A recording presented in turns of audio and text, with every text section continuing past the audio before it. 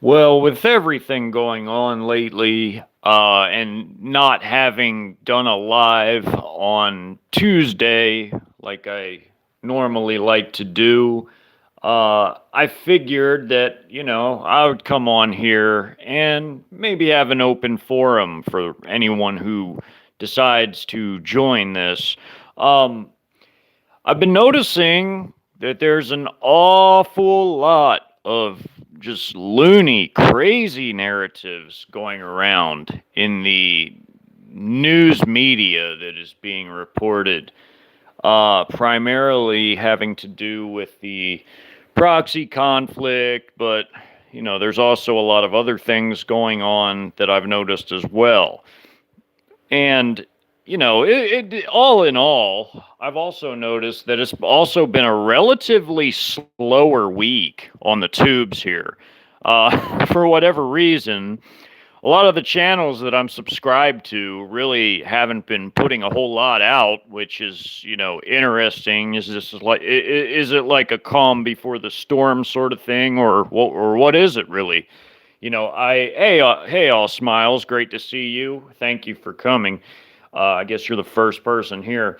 Yeah, I've noticed that there's a lot of crazy narratives in the news. When I have watched the tubes this week, there's all this madness resultant from people reporting what the proxy country is saying while totally disregarding the overall reality as it's presenting itself on the ground, whereby you have these enormous invasion forces being put together. Now, I was watching that Douglas McGregor channel, the former colonel. I was listening to what he had to say about it, and then I've listened to what some of these other people have been saying about it. Just people that parrot these MSM stories, and there's a lot of conflicting information being reported. I'll just put it that way. You have these on the one side, you have these people reporting, what the proxy country is actually saying, which is really meaningless because what they're saying obviously isn't lining up with the reality. And then you have people like Douglas McGregor, the former colonel. You even have Roy Potter, another former colonel. You have, the Duran channel and all these other people that have a really firm grip on what's actually happening on the ground. And they're saying completely different things. And also, with my own personal research, of course, where I stand on these issues. Of course, I don't take a side in it because I don't have a dog in the fight, but because I'm really into my international military affairs, that I pay very, very close attention to this stuff. In particular, the numbers. The numbers are what fascinates me when it relates to all these issues. The numbers, the equipment, the capabilities of that equipment, the tactics, military doctrine, strategy, so on and so forth. And tonight, originally, I had wanted to read my audio book because I have two newer parts that need to be read that I just haven't gotten around to reading yet because I've been busy. I've been enjoying, time with my former in-laws, and I had a really good New Year's, and this is really like my first official stream of 2023. So, I figured I would just do this as an open forum where we can all talk back and forth, because I felt like interacting with the chat tonight, whoever shows up in the chat. So I was going to discuss these narratives. You have these people reporting that this proxy country is talking a bunch of BS about how they're going to carry out strikes deep in Russia and Russia's going to be ended and so on and so forth, when it's actually, in fact, them who is about to be ended because they are the ones that are going to have to contend with this enormous invasion force that is sitting just to their north in Belarus and also in Russia itself in the Belgorod region. And then, of course, you have other forces in the east who have been there since the very beginning of this limited incursion that has been happening for the better part of a year. And of course, whatever forces are in the south around Crimea and such. So, what is going to be happening very soon. Of course, I don't know an exact date. Nobody can know an exact date, but you don't put together enormous invasion forces to not use them because the cost in personnel, money, time, resources is just too great to where you're not going to just willy-nilly move a whole bunch of forces into position to not use them. This is being set up, and it has been set up for months now.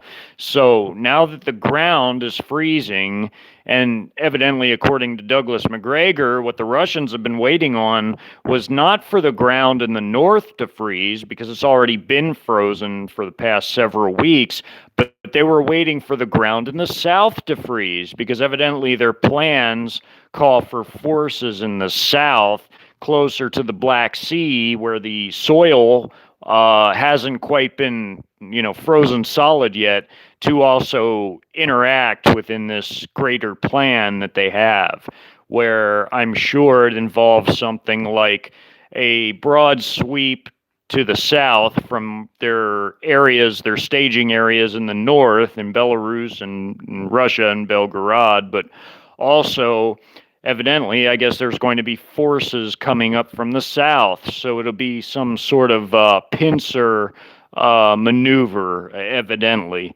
So that is what is happening on the ground as the proxy country is losing rapidly in terms of personnel and resources, and they are lacking the ability to really do much of anything other than carry out their very, very limited scale offensives that they can still do with their, two remaining brigades that are even equipped for such. And the rest is defense, where they have these largely static units that are sitting in trench systems throughout the east of that country, and they cannot be rapidly moved around, rapidly deployed, so on and so forth. So whenever this date for this full-scale invasion is, you're going to see that proxy country no longer be a free and independent nation. It will be taken over completely by the Russians, and I'm sure they're going to install some sort of pro-Russian puppet regime in that land. And personally, what I've always believed, is that the Russians are trying to rebuild the Russian Empire, or a neo-USSR type of nation state, whereby they're going to reamalgamate with the old former Soviet republics in a grand expansion, because not only do they have these aspirations to re-expand in those types of ways, but they also have stated out of their own mouths that they would like to control the Arctic Sea. They want Alaska back. They've said that. They would also very much like the northernmost Canadian territories. And of course, we know that China wants to colonize the lower 48. And they also, are very much already in control of basically much of Canada anyway, because they already have that regime under their thumb with Trudeau. So what we're going to see is a gradual expansion of these BRICS plus nations, predominantly led by China, but also Russia, as those two are their leaders, and they're going to enlarge themselves gradually. Now, I don't see it as something that is imminent yet, because remember, if you go off the word, and we go off the word, basically we have to, as Babylon, have to have a famine, which is a collapse, And we also have to have an internal Syrian style situation. Now, interestingly enough, speaking of that, I was looking at the feed today, the old news feed, and again, I don't really watch a lot of these news stations, but every so often you see indications of things that align with the projects that I've created over time. Now, what I'm talking about is I seen a story over on this Next News 3 channel that like I said, I really don't watch all that much, but every so often they might say something interesting. And apparently, if you remember in my Second American Syrian style civil conflict documentary series, I had a faction in it called the Northwest Conservative Army. Now, a story they reported today showed a map as the thumbnail of the state of Oregon being basically divvied up into thirds, where two-thirds of it were basically conservative leaning and wanted to join Idaho, but I wasn't paying attention to the Idaho part. I was paying attention to the part that depicts the fact that the state of Oregon basically had it divvied up to where you have about two-thirds of it as conservative leaning, and you had one-third of it as, pro-regime, this leftist, woke place, I mean, it reminded me very much of the map, of the actual map, where I showed the factions on the map and what territories they occupied, because the Northwest Conservative Army sat in almost identical territory, whereby you had them basically sitting in the easternmost parts of the state of Oregon and also the state of Washington. So that was almost like a miniature confirmation of sorts of basically the type of map that I drew for that Second American Syrian style civil conflict. There's already so many confirmations that prove beyond a shadow of a doubt that the research I did to create that was top notch. And I'm not boasting. I'm just simply saying a fact, and it's a fact that every single solitary faction that I had put in that docu-series was based off of exceptional research into the current affairs and how things are underpinning these different factions. I mean, I put everything in there. I even put the regime as having to rely on woke militias, which are also real, which also manifested themselves after that docu-series was made, well after. And also, you had the Mexican narco war, which is causing the cartels to cross the borders. There's another thing that was in that. There's your La Raza narco state. You also have Texas doing more of its own things. Also, Florida, in a sense. There's different parts of the country are wavering in different directions. It just hasn't come full circle yet, but everything that was shown in that docu-series is starting to all align to form what looks to be a damn near identical situation. Also, the Free American Army, you have these, ultra-nationalist type conservatives that take conservatism to the ultra-nationalist level, which could easily morph into a secular humanist type of movement like the NSRF was in my docu-series. I mean, you have everything. You have libertarians, you have all of it. Like the libertarians were represented with the Union of Southwest Militias and the Maine militias.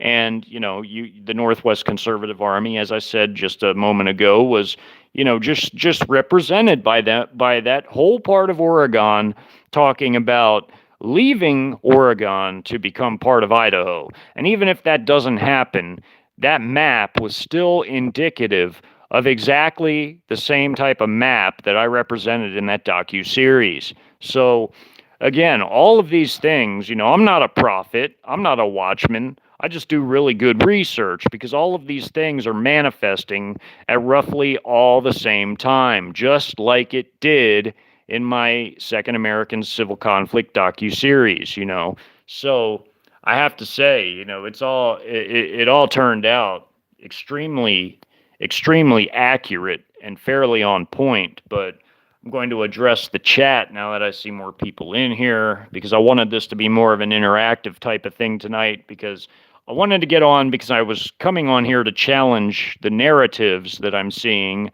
whether it's about the proxy conflict issue or whether it's about some of the other stuff that I'm seeing. There's just a lot of narratives floating around, and a lot of them run contrary to reality because the reality on the ground is going against what these Western intelligence agencies who control Western media are trying to portray. Now, again, I'm not pro-West, I'm not pro-East, but I'm pro-fact. And the facts, because I live in the West, are not being represented here because they run contrary to what the Western overlords want the peoples of the West to understand that is actually occurring, So, again, I'm going to address everybody here. I'm just glad that I see more people. It's good to see everybody coming in. Let's see who's in here. Sorry, everybody, I have to push buttons to see the chat. I have this garbage phone. And it's not letting me see. Hold on. I hate this phone. It's not letting me see. Okay, well, anyways, while I work on that. Okay, here it is. Oh, hey, Victoria, great to see you. Oh, I'm glad you and your dog are well. Lola, good to see you. Also, Shadow Mask, great to see you. B-Ran and Bob Hawk, great to see you, Bob, and B-Ran and LCJC and All Smiles and Romero and Brogan, good to see you too. And Unorthodox, well, welcome everybody, welcome. So, when it comes to these things going on, we see all these different things aligning, and a lot of the research I've done really, goes together well with all the current events as they're actually going down right now. Now, what had occurred with the proxy country trying to basically carry out that HIMARS attack, where they just used ordinary HIMARS rockets to hit a target that was still inside of the borders of Ukraine. They hit a Russian unit that was using a school as a sort of barrack location, and they hit it. And this was an error that could have been avoided, much like, Roy Potter said, whatever people think of him. I mean, he is right. He said that, that this was a similar situation to what had actually occurred with the U.S. Marines in Beirut back in the early 80s, where the barracks, the Marine barracks in Beirut, were assaulted by a certain type of truck, a suicide truck that was basically run into those Marines in that barracks that they were using. Well, this was a mistake that could have been avoided, and the use of cell phones can be triangulated. Most modern militaries have the technology to be able to do so, where they can triangulate cell phone signals. Even back when I was serving in Iraq, we had the ability to do that to find specific targets, i.e., partisans, insurgents, whatever you want to call them. We had that back then, and most militaries do and have had that technology. So really, it's not any sort of surprise, and it also really doesn't make all that much of a difference. In the grand scheme of things, it really doesn't, because the Russians have these enormous, mammoth-sized forces preparing to deal the proxy country a final death blow, militarily speaking. Now, of course, there's a big ado about, the Russians sending ships out into the Atlantic with hypersonic weapons. Well, really and truly, it doesn't have to mean anything. It's just a show of force. It doesn't mean they're going to do something. It just means that they're carrying out a show of force. They're trying to intimidate, and they're trying to basically show their opponents that, that if you do something, we'll do something. And I have to say, like I said, I'm not pro-Russian or, or Eastern as a whole, Russia, China, they're allies, and I'm not pro-Western, but I have to tell the truth. And I have to say that, all in all, throughout this entire situation as it's developed, Russia has been handling it very responsibly. They've not, they've not done anything that was, overtly uh, damaging as a whole to world peace by, starting a world war. They haven't done anything like that, and there's no indication that they will, so long as the West doesn't provoke them into doing so by carrying out any type of certain FF events. And you know what I mean? By the West trying to use some kind of low yield tactical nuke, that would be something that would be provocative enough to get the Russians into a situation where they would actually retaliate in a massive sort of way. But again, it's not that Russia's regime is a good regime. It's that China and Russia have coordinated their plans to take over the West at a time and place of their choosing. They're very much evil, just like the West is evil, but they're more strategic and they're more cautious about how they pursue their goals. They're not reckless and haphazard. They're going to engage at a time and place of their choosing, whereas the West is trying to goad them into something, but they're not going to take the bait. They haven't taken any bait, and they're not going to.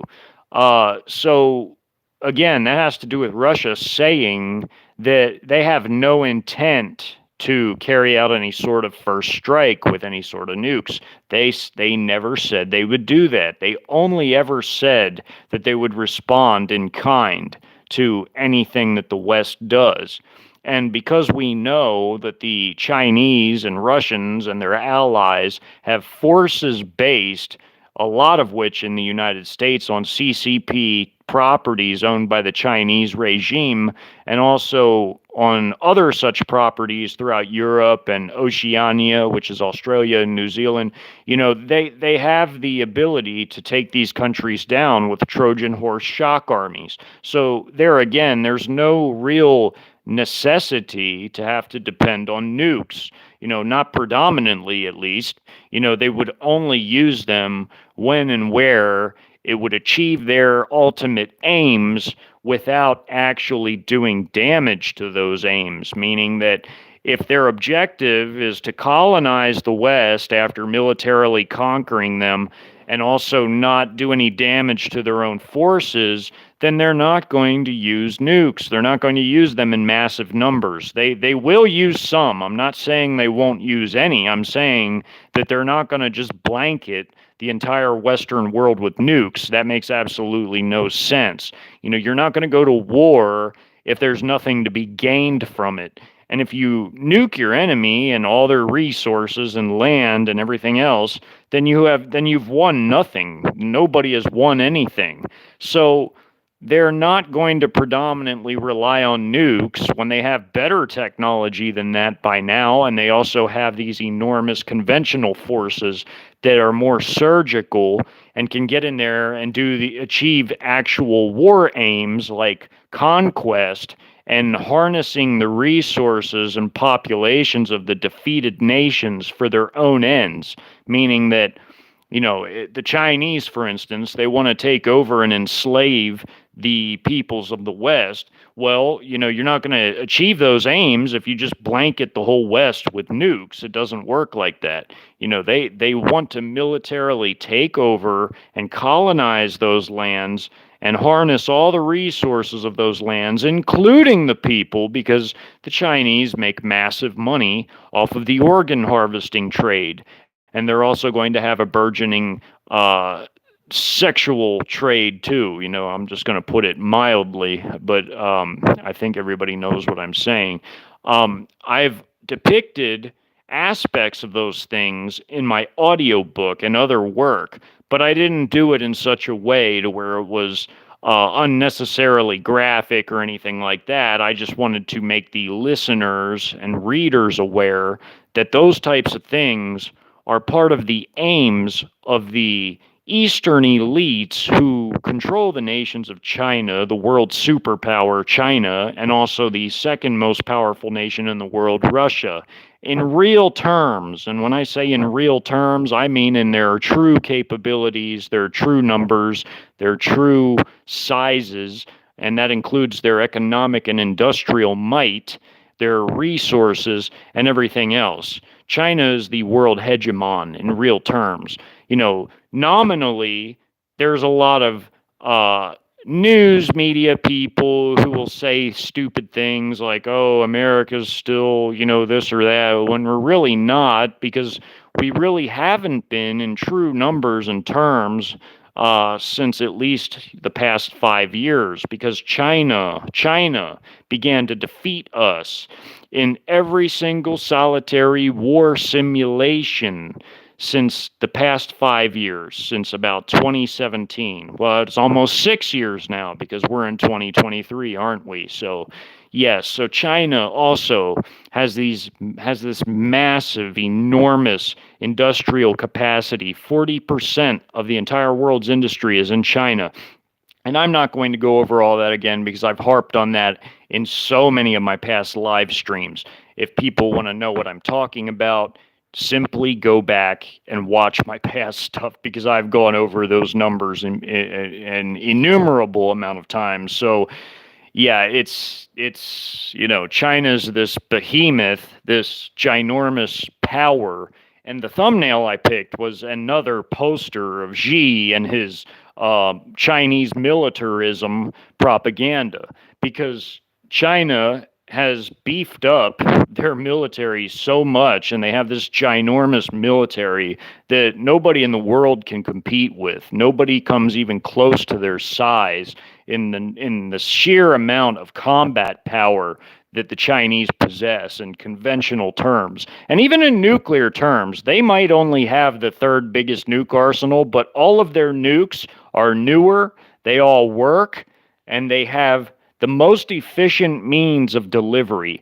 Again, they don't have to have enough nukes to destroy the world several times over. They just have to have enough to get the job done, and they're still the world hegemon, and they do, because they have fractional orbital bombardment systems, which take hypersonics a step further than they already are. And I've explained how that technology works before. They also have ordinary hypersonics. They can cloak their missiles, so on and so forth. They have these highly efficient means of delivering their nukes. They have about 1,000 in real numbers, because again, the total number of their nukes is a state secret, but again, by the amount of fissile material they've possessed for the past 25, 30 years, along with the new silos that they've dug out in Xinjiang, Inner Mongolia, coupled with the silos they already had and road mobile missiles, multiplied by the amount of warheads that each ICBM can carry, we can safely ascertain that China has the high median of 1,000 nukes. When they even have technically enough fissile material to have 1,200 nukes, but I go with the high median number because it's the only number that makes the most sense when you combine all those factors that I just listed. So here you have China, this ginormous behemoth superpower, hyperpower, and you have Russia, this other major power that eclipses us in their overall military might, because when you combine their ground, air power, and sea power and average it out, they far exceed us. Now, their only Achilles heel in terms of Russia might be at sea, but they still have enough of a sub-fleet and surface fleet that they would definitely give the West a bloody nose at sea, whereas China would have total victory on air, sea, and land, because China has the biggest, most technologically advanced navy in the world now. They have the biggest and most advanced combat air fleet, not overall air force, but combat air fleet, and they also have this ginormous ground force comprised of their just massive paramilitary of 20 million personnel throughout the various paramilitary branches they possess, along with their reserves of 5 million and their active duty military of 4 million. That is 29 million men under arms, whereas the United States only has 2.2 million under arms. So no way can we compete with China. China's just beefed up, and we lose every single solitary war simulation to them. Also, even in the NATO versus Russia war games that have been held, we've lost to Russia, which also exposed the massive, immense weaknesses of the West, like the amount of artillery shells that Britain and France and the other European NATO contributors possess, and how quickly they run out. And you cannot fight an effective war without field artillery. Whereas Russia and China have these just ginormous stocks of not only artillery pieces, but the shells that go with them. We're talking literally billions of shells between both of them. You know, Russia alone has 1 billion shells, and China, who's even bigger conventionally than Russia, would have well in excess of 1 billion. They would probably have about twice that, or maybe even 3 times that much, just due to their sheer enormous gargantuan manufacturing capacity alone, plus all the shells they've manufactured over the years that they've steadily stockpiled for the day where they chose to finally take down the West. So the West is in no way, shape, or form ready for any type of Third World War. The West cannot beat Russia in any type of ground war or air war.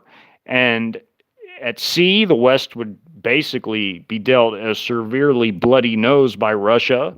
I mean, yes, the West might have the advantage at sea by a little bit against Russia, but you wouldn't just be fighting Russia, you would also be fighting China, who has the world's biggest, now most advanced navy. They have also the biggest missile forces on Earth between their ground-based missile forces, and that also bleeds over into the sea and air-based missiles. So you wouldn't just be fighting Russia, you would be fighting China too. And what this proxy conflict in the east of Europe has shown us is that the weaknesses of the West have been laid bare for the entire world to see. You know, they're struggling now to send weapons into this proxy conflict because so many have been destroyed and continually do get destroyed, or they get siphoned off into the black market of weapons dealing around the world, to where we're stripping our own units to send weapons, as are the Western European countries, and you have basically us having to go around to North African countries and Middle Eastern countries and beg for more weapons to send, because we're harming ourselves just that much. And that Strategic Studies Institute chart that I've shown early on, way early in the conflict, has shown that even then, we gave away an enormous amount of our own stocks to try to beef up the proxy country's forces, which really hasn't done any good and has basically weakened us. And we already had a small capacity to wage war to begin with, and I mean a total war. You know, the West really only truly had a capacity to wage a very limited, short, high-intensity conflict, you know, with the amount of stocks we had in terms of the ammo, the amount of artillery, the amount of everything that we've had, you know, and we've given away so much of it, it's cut in at least 15% into the collective West's entire capability to make any kind of large-scale conflict, any type of high-intensity war. It's all, folks, you're watching it. It's all happening right now. So despite what type of false narratives get reported, the fact of the matter, the truth of the matter is this. My point, my entire point of everything I said all that to say this. The point of it is that no matter what type of false narratives you hear that are being reported, the truth is that the West is on its last legs, and it'll continue to decay before your eyes. You know, we have infrastructure at home that's falling apart. It's not being fixed. It's not being replaced. It's all collapsing. Our supply chain is collapsing.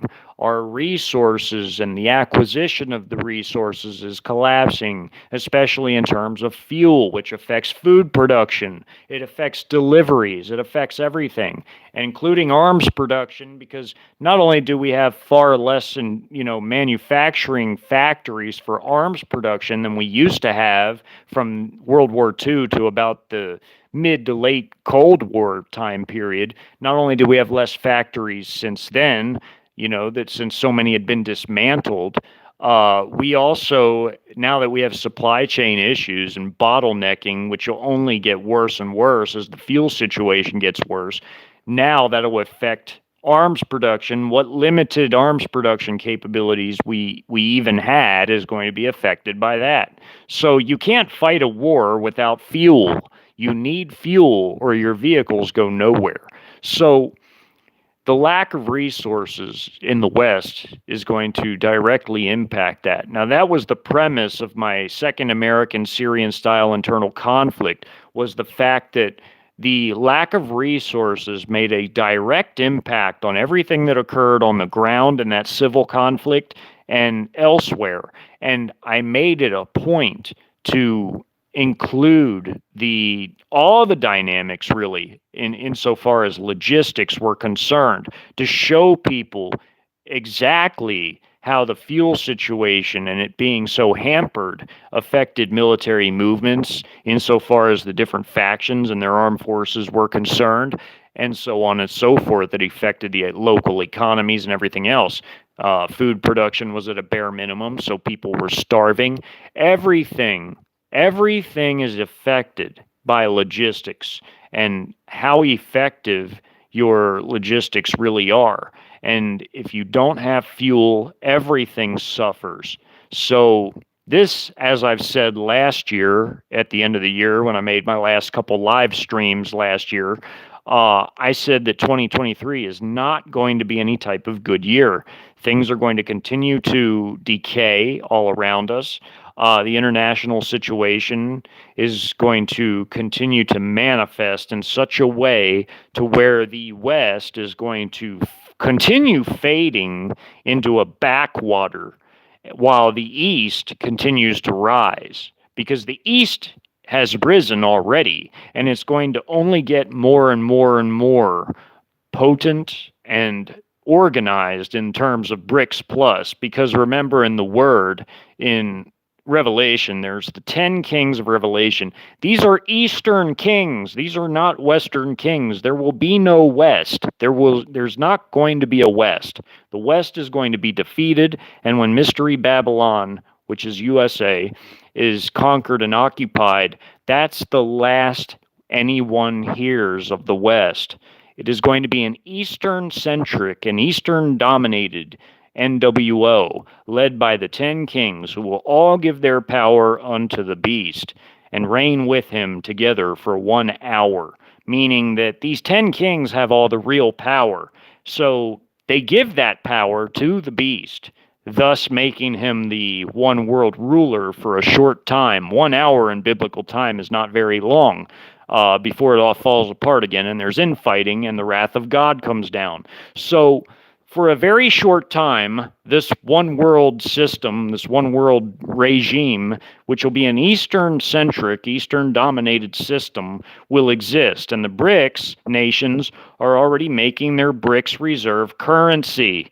So this BRICS reserve currency is going to evolve to become the one world currency, because after World War III, that is when the NWO rises, because there has to be something so horrible, so destructive, so nightmarish, so hellish, that it would cause all the peoples of the world to be willing to unite under a single ruler. And that, everybody, is World War III, where the West will be defeated, destroyed, and occupied by the 10 Eastern kings, who will then unite to give their power unto the beast, who will promise to fix everything after World War III. He'll make the world better, and there will never be war again, and so on and so forth.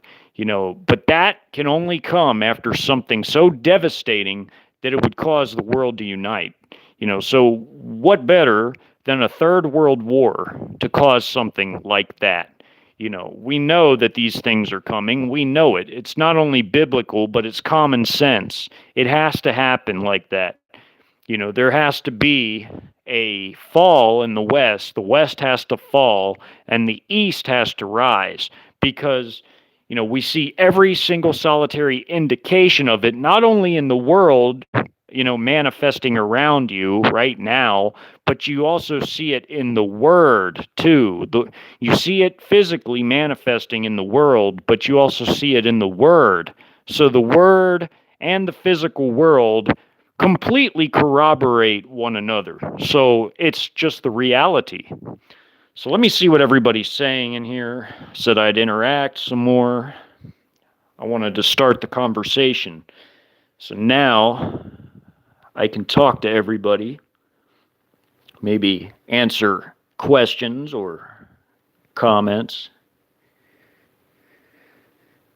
No, Bob, I don't. And here's the reason why. That's a very good question. Here's the reason why. Because the energy infrastructure has been neglected for so long, and because you have to constantly maintain it, you have to have the parts necessary to maintain it, you have to have the manufacturing to maintain it. Now that we're no longer self-sufficient, we have to import the fuel just to get things back up and running again.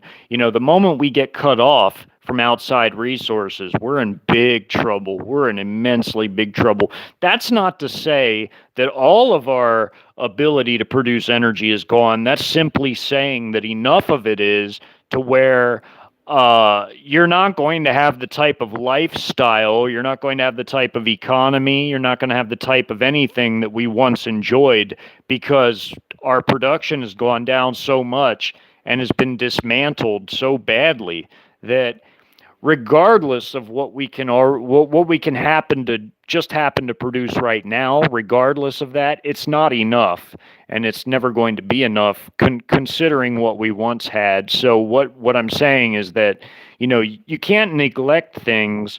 You can't take things apart, dismantle them, and then just get them back overnight, lickety split. It would be a process, and it would be one that would not only cost an immense amount of money, but also resources, time, specialists of all stripes. It would cost a lot to be able to resurrect something like that. Really, due to the decay that's going on all around us, it's just really not possible at this point to be able to do that. At least not in the way that we once had it. It would take, like, even in the best of conditions, in the best of times, it would take years. It would take years of dedication, production of specific parts required of you would take people that are specialists who have the training necessary to not only rebuild or resurrect such a system, but to maintain it as well, because you have to maintain things or else they break down. We don't have the skilled laborers that we once had. I mean, not in great quantities, not in quantities necessary to be able to maintain it. I'm glad you said that too, Bob, because really, I was really looking into this a lot several months ago when I was, looking into the energy infrastructure in this country, when I was just doing like really simple research on it.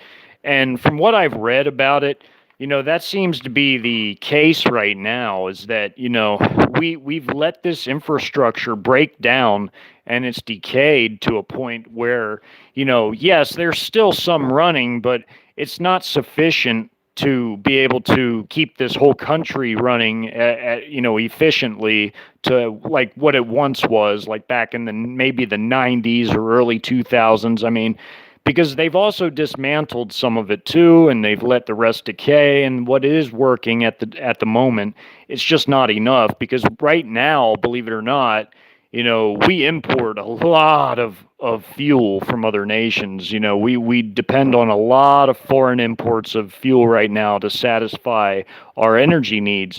And if you were to take it away abruptly, it would cause such a nightmare scenario to where, you know, you just wouldn't have enough resources to not just to maintain things, you know, but you wouldn't have enough resources to rebuild anything either. It would just be a disaster. It'd be a catastrophe.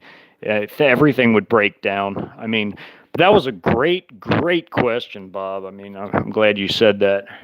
Yeah, no problem, no problem.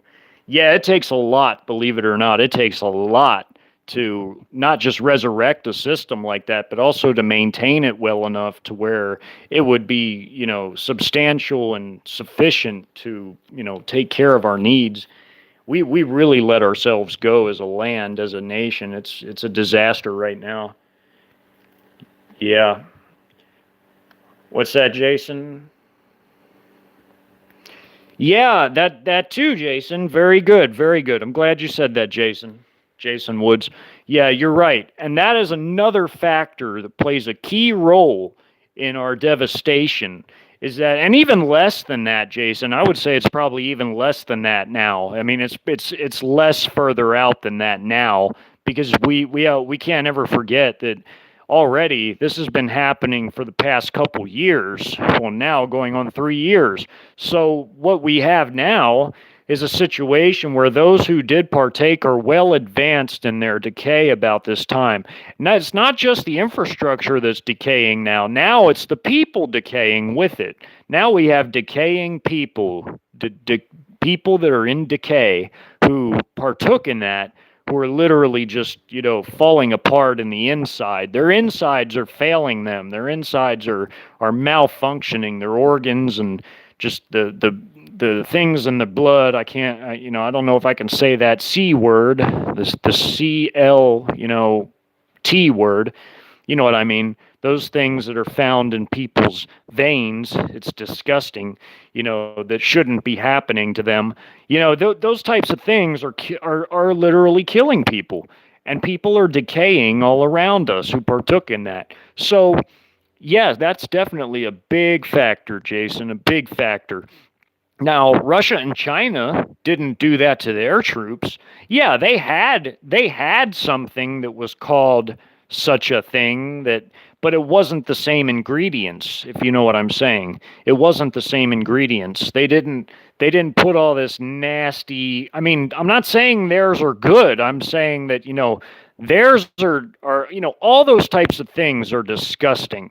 But I'm saying that theirs didn't include a lot of the nasty ingredients that the one made by Miser included, or Glowderna.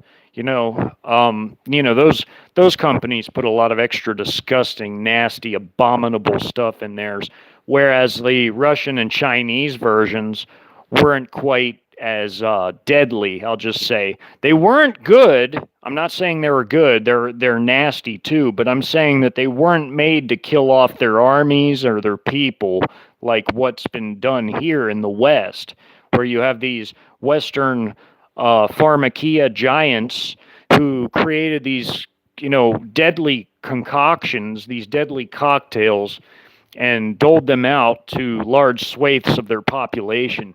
Yes, that'll have a ginormous effect. Not only that, but all the woke stuff and everything else. The whole decadence of Western societies is going to contribute to the downfall of Western societies too, because the peoples of the West. Look, I've been to war. I've been to the Middle East. I mean, I've been to war, and it takes a lot to operate under certain conditions. And the people in the West, by and large, I'm not saying everybody, of course, we have people with experience, people that have served, people that are, you know, even if they didn't serve, they at least have the training, even if they didn't have combat experience. What I'm saying, though, apart from those people that have the training or the combat experience, apart from those people, the vast, ginormous majority of our population is woke, they're decadent, they're lazy, they're not used to hardship, they have no heart. They have no heart. and I'm not saying everybody, again, I'm saying the vast majority, not everybody, but I would say maybe about 80% of our people, they just have no heart. They've never been used to hardship. They've never had to endure anything substantial to test themselves. They've never had any training or experience. They would be wiped out like that. I mean, they wouldn't even know what to do. And it's not even just that. It's also the fact that in war, you have to like organization. If you look at my community tab story review playlist, I did that one like building blocks. By building blocks, I mean I start very simple and I build my way up, and things continue to get more and more complex insofar as the subject matter. You know, I start very simple, talking about organization, then I talk about certain types of equipment, then I talk about other things, and I just build up from there. And then I get all the way to field sanitation, basic small unit battle tactics, and building assault tactics, so on and so forth, logistics, and everything. And by the time I'm done with that community tab story review, I really touched on basically all the most important bases that even count. I've touched bases on everything that even counts. And it all starts with organization. You see, in a situation where we get invaded by China and also their smaller allies, China, Russia, and their smaller allies, China obviously is going to provide the lion's share of the forces because they have these ginormous, vehicle fleets. They have these ginormous personnel numbers. They have this massive combat air fleet, navy, everything. And then second after them, you have Russia. But what I'm saying is that the Chinese, they're going to take down the satellites, the internet. And Russia will probably help with that too, because they also have anti-satellite weapons. China and Russia are going to down the satellites, take down the internet and the grid and everything. So America is going to be in the dark. Its eyes and ears are going to be gouged out. So there's going to be no way to know where your enemy is coming from at any given time, what they're attacking with. They'll be able to see you, but you won't be able to see them, if you know what I mean.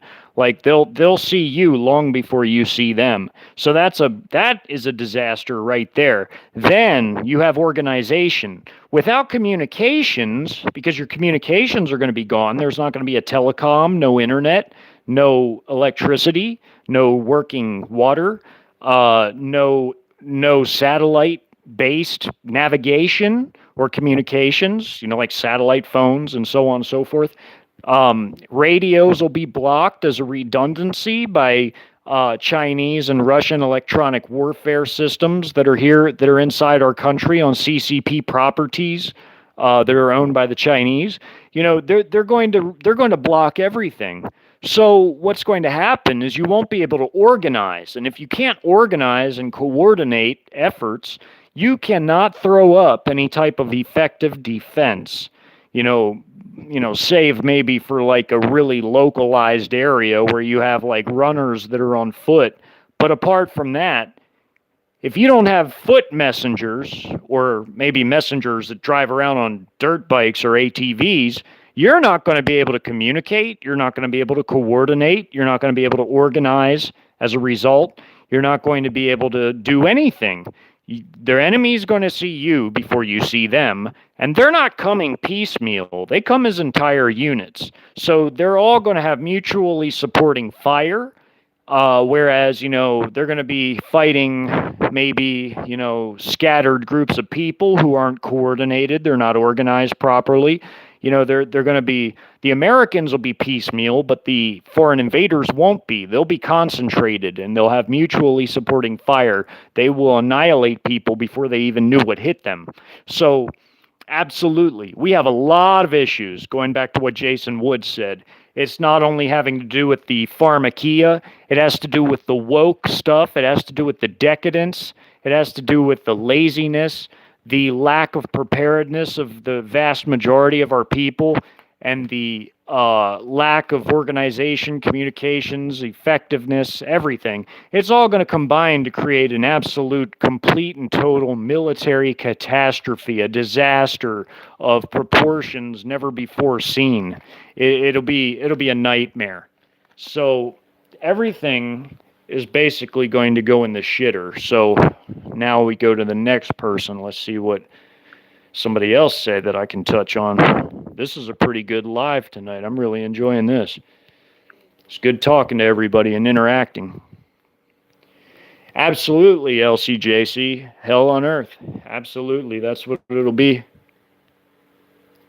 Yeah, B-Ran. There's a lot of people who have no heart, and there's a lot of lazy, decadent people. Absolutely. And that's going to affect us in the worst types of ways.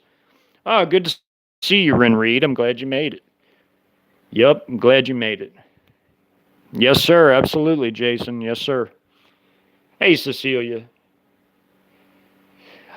I mean, you know what, Cecilia? That's a distinct possibility. That is very much a distinct possibility. They might do that. You know, a lot of it depends on the actions of the West after Ukraine is defeated soundly defeated, because they will be soundly defeated. You know, they're having to use old people and youngsters now. I mean, it's a disaster. They have lost an enormous amount of people in this conflict. You know, do you know how many people Russia has lost? Russia officially, by their own official numbers, Russia has 10,000 military dead, 5,000 LPR dead, and 5,000 DPR dead. So a grand total, and those are their militia, like their proxy militia forces in the LPR and DPR, which roughly lost about 5,000 apiece. Whereas Russia proper, like the actual Russian military itself, only lost 10,000, because they've largely been carrying out a missile and artillery conflict with very, very limited mobile warfare occurring. You know, so what has happened is that if you take the two proxy forces, the LPR and DPR, with their 5,000 apiece, and then you combine that to the 10,000 that Russia's lost, you have 20,000 grand total on the Russian side that have died. And then, you know, of course you have a lot more wounded, but I'm talking about actual deaths.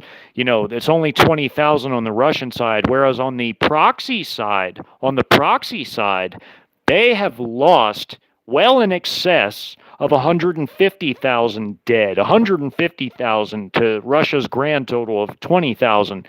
Whereas the actual Russian military proper, like the military itself of Russia, not counting the LPR and DPR, the actual Russian military deaths are only 10,000. And they've lost 5,000 apiece from their two proxies, the Russian proxies. Whereas the Western proxy nation, the one being invaded, they've lost well in excess of 150,000 dead, and they've had many hundreds of thousands more who have been wounded, upwards of almost 300,000 wounded. You know, that's what Colonel Douglas McGregor just said today on one of the videos that he released, is that all in all, when you take the over 150,000 that the proxy country has lost, and you combine it with the upwards of 300,000 wounded, they've had a grand total, when you combine all casualty figures, of 450,000 casualties. That's insane. That is insane.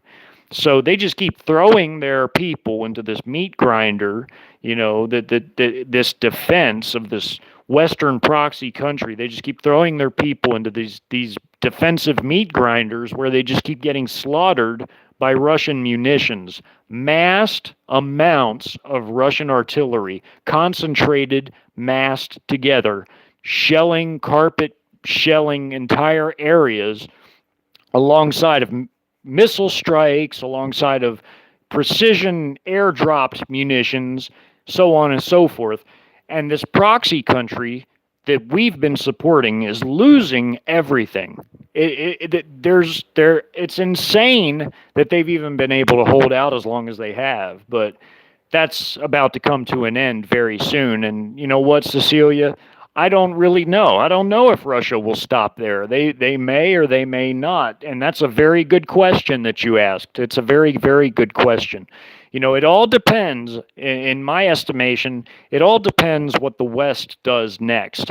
After the proxy is soundly defeated by Russia, I don't know. If the West continues to try to aggravate the situation after the proxy is defeated, then anything is certainly possible. I'm sure the Russians would they'd go all the way to the English Channel, maybe beyond, maybe beyond.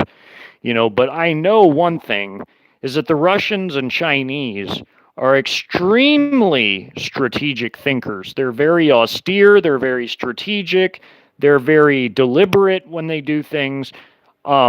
They're very cautious, they're very careful, and they're going to act at a time and place of their choosing. And I don't think that they're going to be goaded into anything unless it's something that they consider like a dire threat to themselves.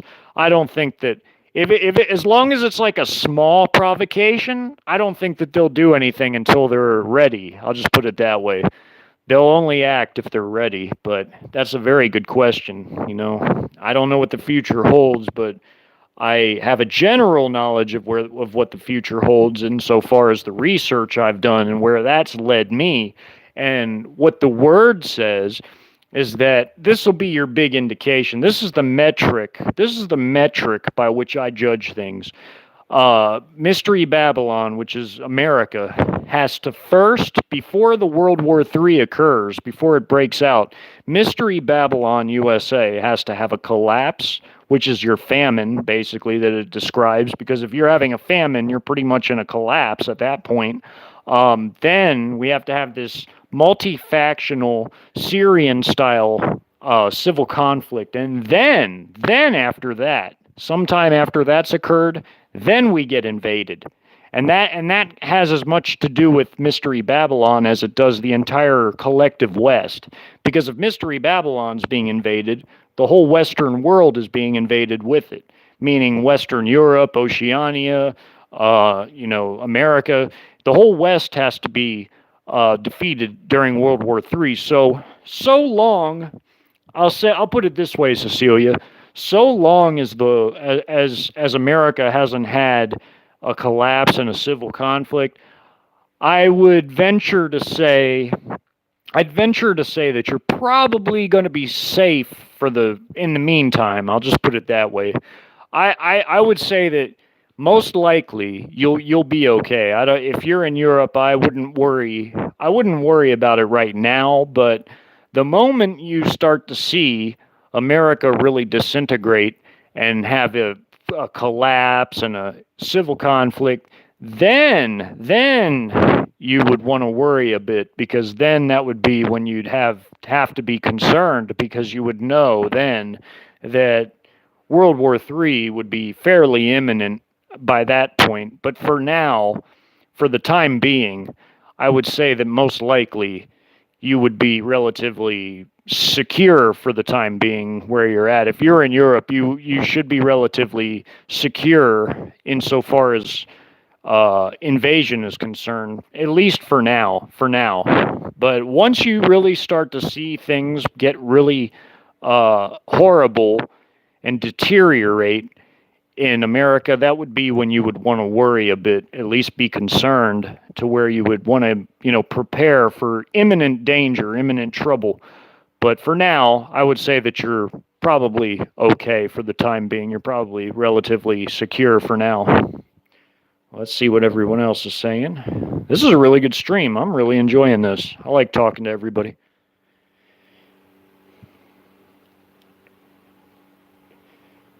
Yeah. LCJC, they're a bunch of clowns. They're a bunch of puppet clowns. You're right.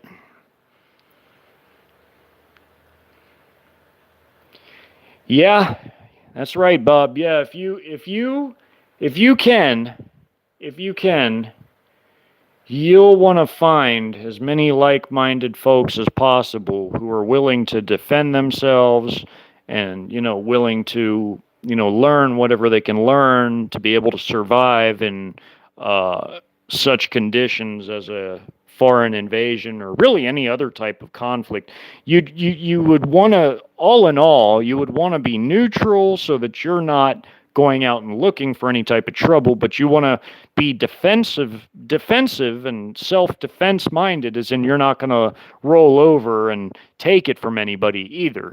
You're going to stand up for yourself and your family and everybody else. You're going to protect those you care about, and you're going to do it avidly. And you want to find people that have that same mindset as you, people who are serious about their survival, about protecting themselves, about everything. Because I'm very, even as a former combat soldier, I'm very, very defensive oriented. Like, I'm very avidly, very, very strongly pro self-defense. Like, I'm all about self-defense. Never ever initiate something, but be ready to end something if somebody strikes at you first. Always be ready to end trouble. Never cause trouble, never look for trouble, but if trouble comes to you, no matter who brings it, be ready to end it. That's my stance.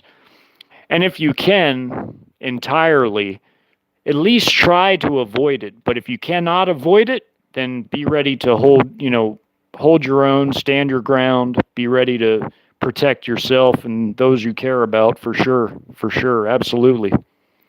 And that's as much a biblical principle as it is, just good sense too. Hey, cats, great to see you. Great to see you. Yeah, there's a lot of books in the Bible that are very much examples of self-defense.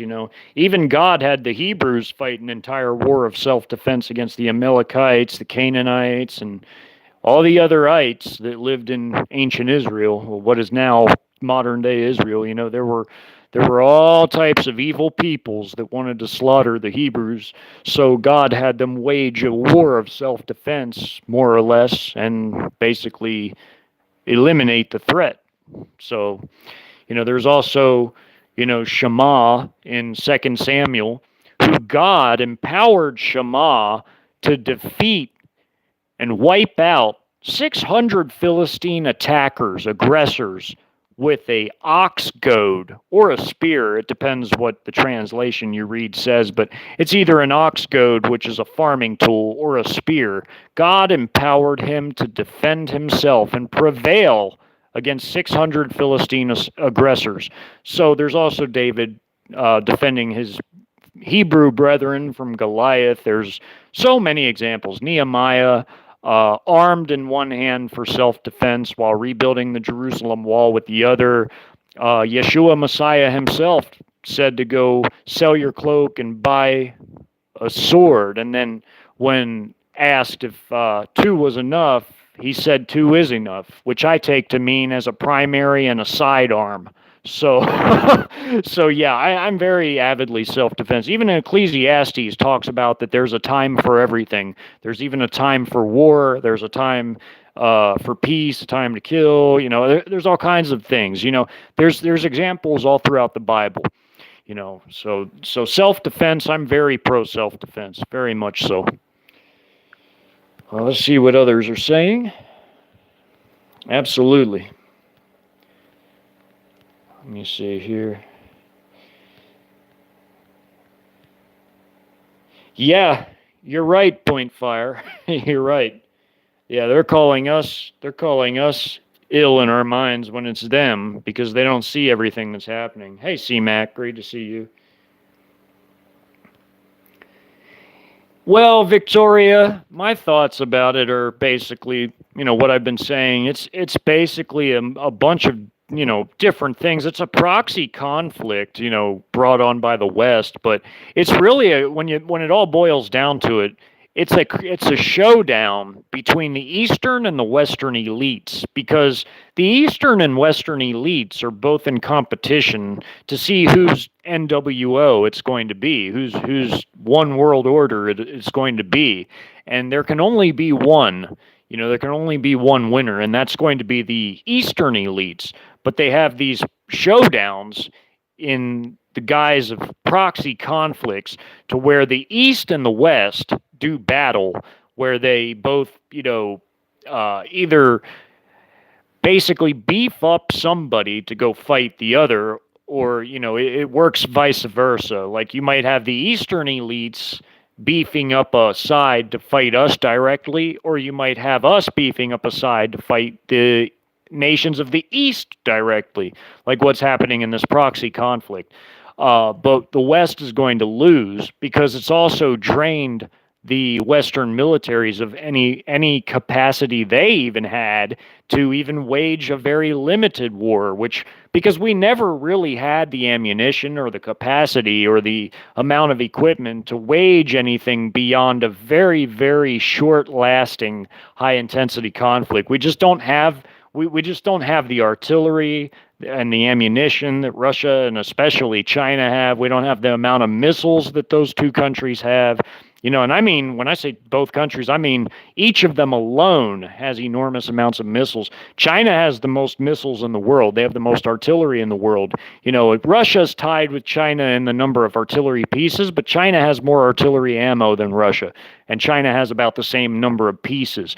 They're China's a monster, and China has the most armored vehicles on the face of the earth. They have the most APCs, IFVs, and armored trucks and MRAPs, things like that. They have over 60,000 of those of armored vehicles, and then they also have another 23,100 tanks, and that's their main battle tanks and light tanks.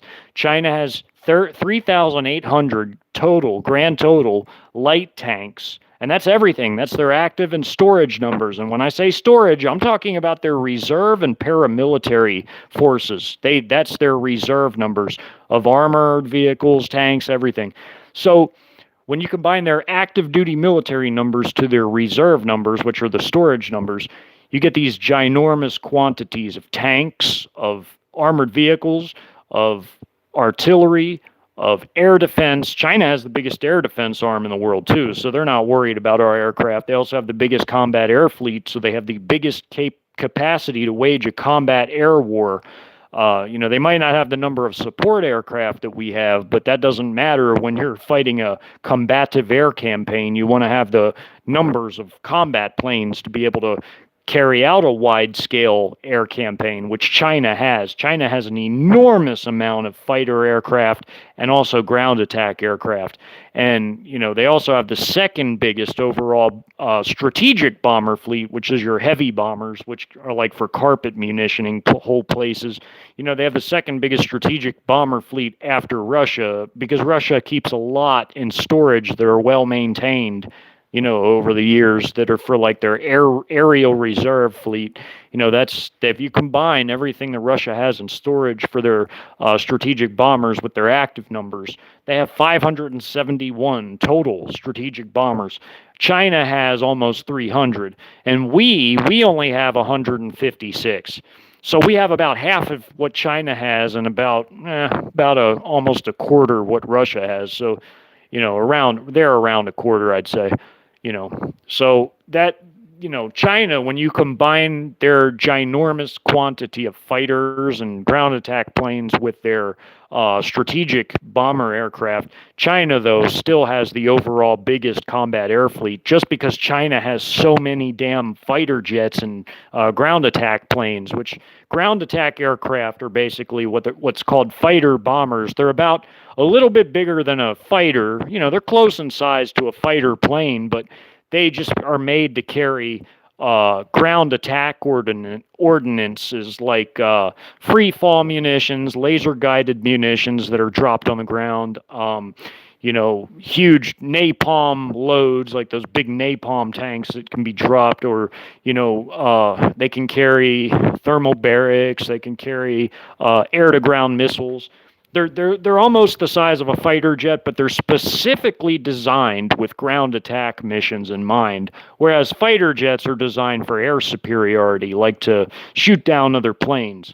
But China just has this ginormous amount of fighters and ground attack planes, which ground attack planes are for supporting ground troops, but they can be used in a strategic role where you send in a large grouping of them to carry out a strategic type of bombing mission where they just, can hit a whole area. But normally, ground attack planes are for supporting the ground troops in battles. They're made to come in and hit specific targets that are like in front of their advancing troops, to make their job easier on the ground. But China has an enormous amount of fighters and ground attack planes. But they also have the second biggest overall strategic bomber fleet right behind Russia. I mean, China has a lot of strategic bombers. Not quite as many as Russia, but their amount of fighters and ground attack planes that China has are way more than Russia. So when you combine the second biggest strategic bomber fleet of China with their biggest fighter and ground attack fleet, China has this ginormous, combat air fleet. When you combine all three categories, they have a lot of aircraft, combat planes. They're massive. Then their naval aviation.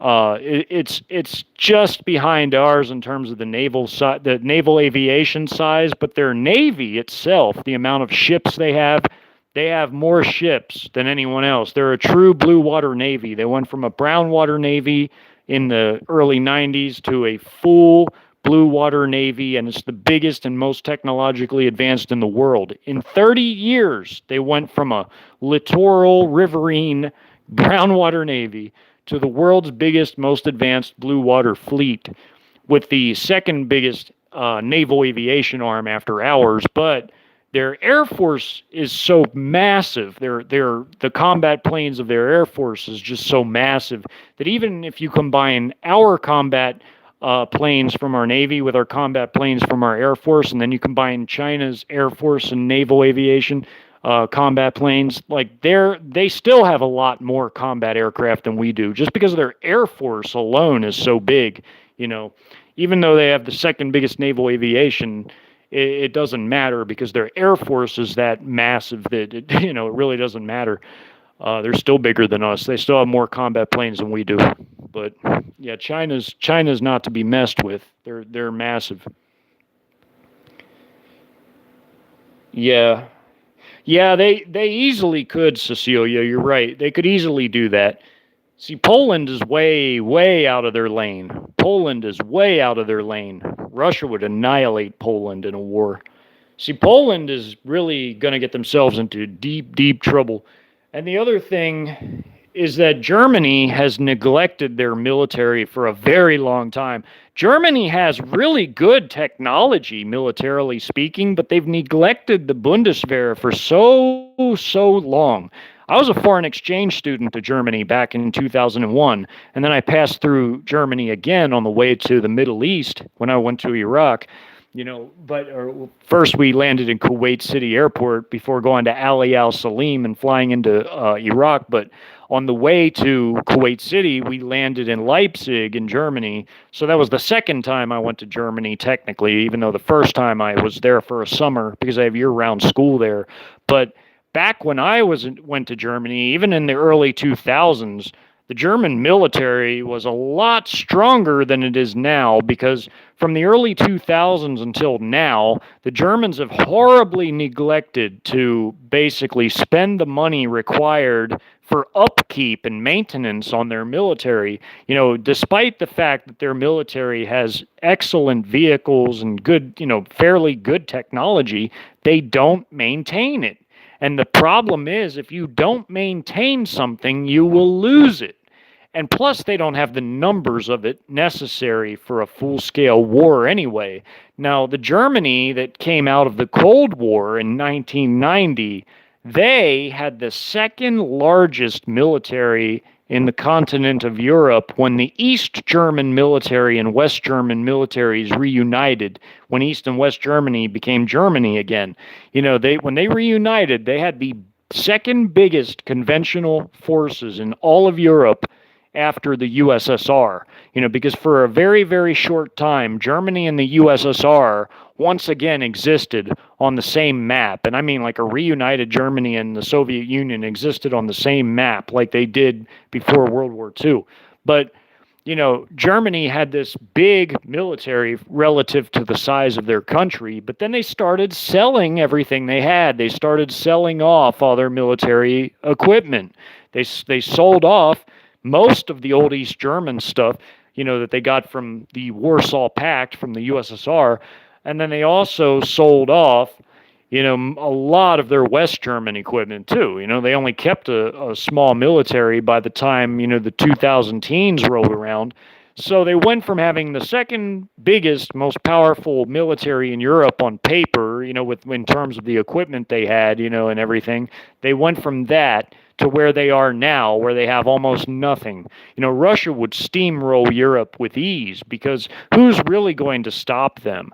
Is Poland going to stop them? Poland with their puny little military, Germany with their puny little military, France, Britain, who also have puny militaries, Italy, they're all a joke. All these nations in Europe are a joke. They couldn't even stop Belarus at this point. And Belarus, if you take their reserves and their active duty, they have almost 1 million men, but even Belarus would be enough to beat most of these Western European nations, and I mean like one-on-one. I'm saying one-on-one.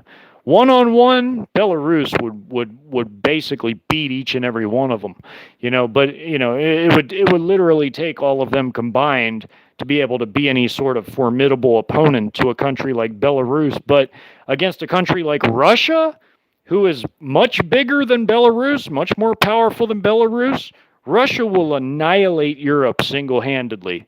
And Russia wouldn't do it alone either. Russia has Chinese troops, their ally, China, the world superpower, the most powerful nation on earth, China. They have their troops in Europe.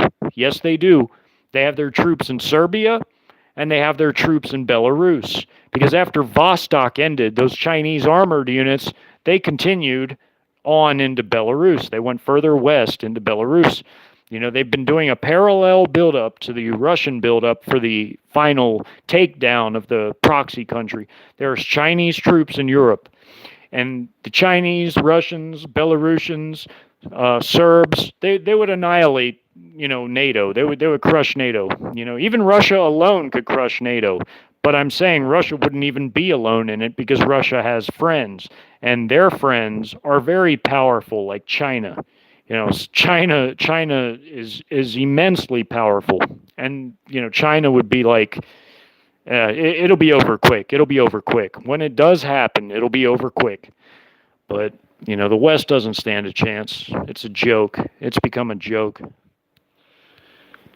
It'll be over fast. It'll be over fast here too, because it's not like we're going to have much to put up any kind of fight either. Let's see what everybody's saying here. Push these buttons. Yeah, I mean, I've even run the numbers before, comparing the 4 biggest Western European NATO nations to Russia, but I've also showed the Chinese numbers, which are just even more massive. I mean, when you take everything China has, it's just enormous. It's gargantuan. I mean, I'm talking like everything, like their navy, their missile forces, their army and paramilitary reserves, all the equipment they have, all the equipment that's in storage for those units, just everything it's monumental. It's like a behemoth. China's ginormous, freakishly big. What's that? What's that, Ren? Yeah, they're all the Westerners, the Western leaders, they're all in league with the Western Economic Forum. It's not really the World Economic Forum as much as it's the Western Economic Forum. It's the direct competitor to the Eastern elites who are in BRICS. BRICS and the Western Economic Forum are basically like the two competing syndicates that are under control of these different elites. Because remember, there's 2 different sets of elites. You have the Eastern elites and you have the Western elites. The Western elites are your Western European, your North American, your Oceanian, which is Australia, New Zealand. That's your Western elites. That's their power block. It's the West. Then you have the Eastern elites, who are your CCP elites in China, your Russian political oligarchy class in Russia, the Indian leadership. Because the difference between the East and the West has to do with who controls the money. Basically, you have the central banks who run amok in the West, who basically own the regimes of the West, because they control the central banks are free and basically independent. They control the issuance of the currency. But whereas in the East, it's different. In the East, the regimes control the central banks in the East. So therefore the elites of the East aren't the bankster classes more than they are the leadership classes. So that's the big difference. That's why you see these two different financial systems emerging, where you have these Western central bankers and these Eastern elitists who want to do their own thing with the BRICS plus. That's why you have these two competing systems of the East and the West. There really is an East and a West. I mean, it's very different. Even down to their domestic policies, everything's different. Like there's no woke stuff in Eastern nations. They don't care about green energy in China or Russia. China especially. That's the biggest polluter in the world. I mean, their air's horrible. Their rivers are polluted. I mean, they don't care about no green nothing. I mean, they don't care about none of that stuff that they're doing in the West. Everything's completely different in the East than in the West. I mean, they're two competing power blocks who each have their own plans for an NWO, and the Asiatic plan for an NWO, the Chinese and Russian plan, is for a powerful Eurasian bloc that's going to basically rule the world, because they're going to take over and colonize the West and obtain maximum gains from the resources of the subjugated lands and also the peoples. So that's their version of an NWO, whereas the Western version is all this green stuff where they want to have a whole world unified under them, and everything's green and woke, and that's their world. And then the Eastern world is different. I mean, I've gone over all the differences at great length before, so I'm not going to bore everybody with that anymore. But yeah, there's very different sets of elites, and they each have their own agendas, and they're fighting over who's going to rule the NWO, because they're not a unified front. Believe that. They are not a unified front. If they were, we'd already be under a one world system, and we're not. We'd have been under one a long time ago. But you have all these different elitists who are constantly in competition, never satisfied. They're greedy, they're power hungry. All they do is lust for more and more power, control, riches, everything. And they're never satiated, they're never satisfied. So they've been in constant competition, and there can only be one winner. And that's going to be the 10 kings of Revelation, who are the Eastern kings who prevail in World War III over the West after the West is defeated and colonized. So they give their power unto the beast, and then he becomes the one world ruler for a short time. But that's how it's going to work. That's how it's going to happen. Let me see. Yeah, there won't be any West. After the World War III is over, there's not even going to be a West. There's not going to be a WEF. There's going to be none of those. They're all going to be in a Chinese Lao guy somewhere sewing shoes or mining rocks or building Xi Jinping a new pagoda or something, whatever he wants them to do. Because they're his enemies. They're his rivals. He could care less about Klaus. He's probably going to have Klaus as a footstool or something. I'm talking about Xi Jinping will probably use Klaus's back as a footstool when he's on his little gold and red throne. I don't know if everybody saw that before, that picture where Xi Jinping is sitting on a gold and red throne. I used it as a thumbnail on my Red Dragon video where I have Xi sitting there in a red suit. Yeah, that'll be the throne that he sits on, where he uses Klaus Schwab as a footstool. That's how Valerian, back in ancient times, the Roman Emperor Valerian was humiliated after the Persian Empire defeated the Romans and captured Valerian. They used Valerian as a footstool. They also used him as a stool to mount on his horse. You know, he would step on Valerian's back. I'm talking about the Persian emperor would step on Valerian's back to get onto his horse and use him as a footstool. He just humiliated him every day.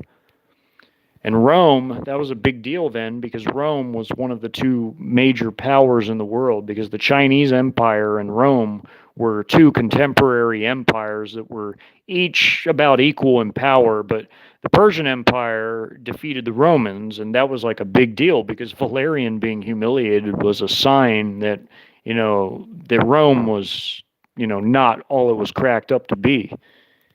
But yeah. I'm glad everybody came. Let me see if anyone else said anything that I missed. I've been gone for an hour and a half, so I'm probably going to get off here pretty soon. Yeah, B-Ran, there's a lot of stuff going on out there in California. It's, between the quakes and the storm and everything else. They're definitely under some sort of, I don't know, judgment or whatever else it could be. I don't know. Maybe it's manipulation of the weather, who knows? Who really knows? It's hard to say. Hey, Romero, good to see you, brother. Good to see you. And all smiles and unorthodox and everybody. LCJC. I'm glad everybody came. Shadow Mask and Bob Hawk and Cecilia, Jason, RenReed, B-Ran, Cats and Victoria and Brogan. And I'm glad everybody came. Well, thank you, everybody, and CMAC, too. Thank you so much. Thank you, everybody, for coming. I had a really good time with y'all tonight. Y'all be blessed.